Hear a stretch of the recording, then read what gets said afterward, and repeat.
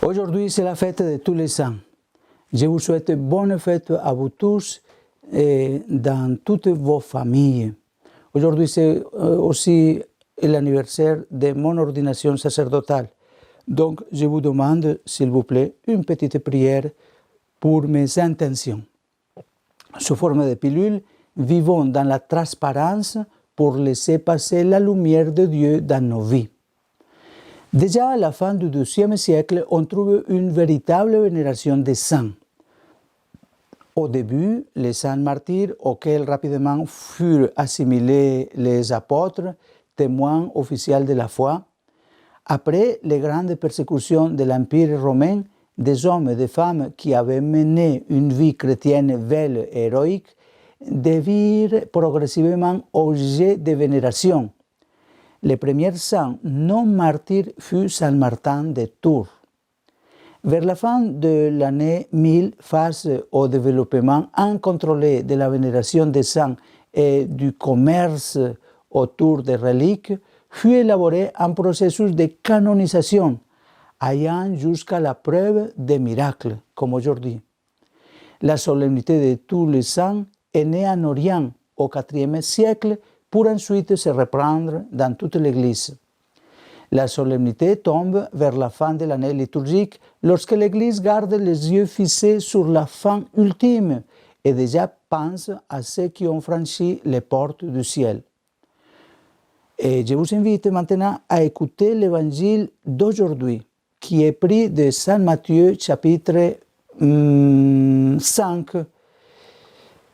Voyant la foule, Jésus gravit la montagne et s'assit, et ses disciples s'approchèrent de lui.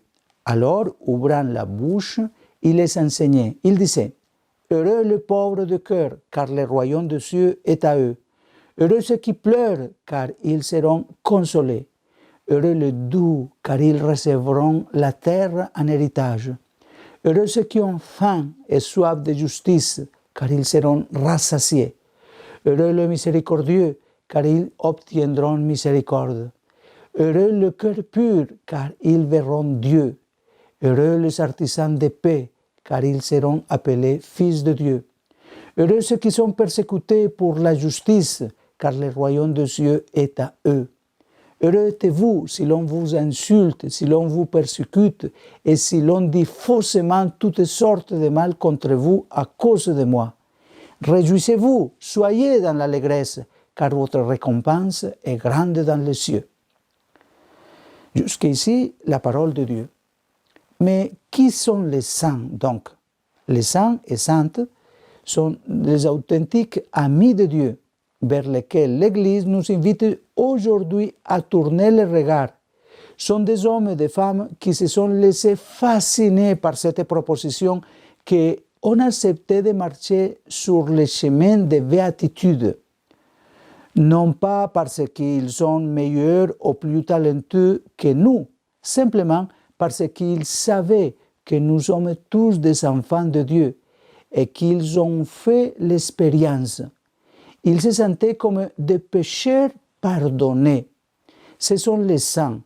Ils ont appris à se connaître, à orienter leurs forces vers Dieu, vers eux-mêmes et vers les autres, sachant faire confiance dans leur fragilité à la miséricorde divine. Aujourd'hui, il nous encourage à viser haut, à regarder loin devant nous, vers les buts et les prix qui nous attendent. Il nous encourage à ne pas nous résigner face aux difficultés quotidiennes, car la vie a non seulement une fin, mais surtout une fin, la communion éternelle avec Dieu. Avec cette fête, l'Église nous indique et nous unit aux saints amis de Dieu, et qui sont modèles de vie bienheureuse, qui intercèdent pour nous, nous encouragent à vivre avec plus d'intensité ces derniers moments de l'année liturgique et signe et symbole de notre saint voyage. Et j'ai fini cette pilule par cette anecdote que j'ai lue. Lors de la visite d'une église à Turin, un écolier a interrogé l'enseignante sur de beaux vitraux lumineux. Ils représentent des saints, répondit-elle, des hommes et des femmes qui ont vécu d'une manière spéciale et forte leur amitié avec Jésus.